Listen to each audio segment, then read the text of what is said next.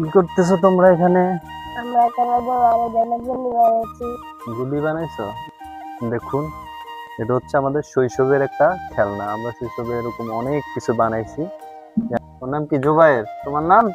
খানসার খান সাহেব। হ্যাঁ, তো এটা বানাইছে কে মূলত? তুমি বানাইছো? কিভাবে বানাইছো? এই জিনিসটা কি? এই জিনিসটা কলা পাতা। ও, কলা গাছের। আচ্ছা, তো খান সাহেব কলা গাছের, হ্যাঁ, ডান্ডা দিয়ে একটা গুলি বানাইছে এভাবে, পিস্তল। হ্যাঁ, এটা কার জন্য? জোবাইরের জন্য। আচ্ছা, তো এটা তুমি বানাইছো? তো আর কি কি বানাইতে পারো তুমি?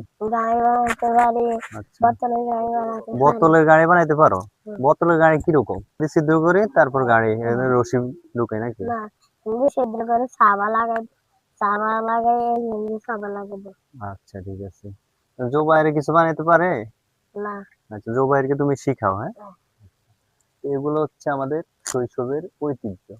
আমরা শৈশবে, এখন তো শৈশবে মোবাইল ফোন, টিভি এগুলা নিয়ে ছেলেমেয়েরা ব্যস্ত থাকে, কিন্তু এরা অরিজিনাল মাটির মানুষ, অরিজিনাল শৈশব, গ্রামের মধ্যে এখনো শৈশবটা আছে। হ্যাঁ, যার কারণে আমরা ওদেরকে এখনো দেখতে পাই। এই যে মেঠো পথ, এই যে মাটির একটা অনুভূতি ওরা পায়। আমরা তো এগুলা এখন শহর অঞ্চলে পাই না। শহর অঞ্চলের ছেলেরা সবসময় মোবাইল নিয়ে থাকে, বাচ্চা কাচ্চা মোবাইল নিয়ে থাকে, টিভি নিয়ে থাকে। কিন্তু এই যে একটা অনুভূতি, এই যে এগুলো আমরা ছোটবেলায় অনেক বানাইছি। এই যে এইভাবে খোলা পরিবেশ, গ্রামীণ একটা পরিবেশ, এটা আমরা সবসময় পাই না। হ্যাঁ, তো গ্রামে আসলে আমরা দেখি মূলত এখনো হারাই যায় না এই শৈশবটা। শৈশবটা এখনো আছে।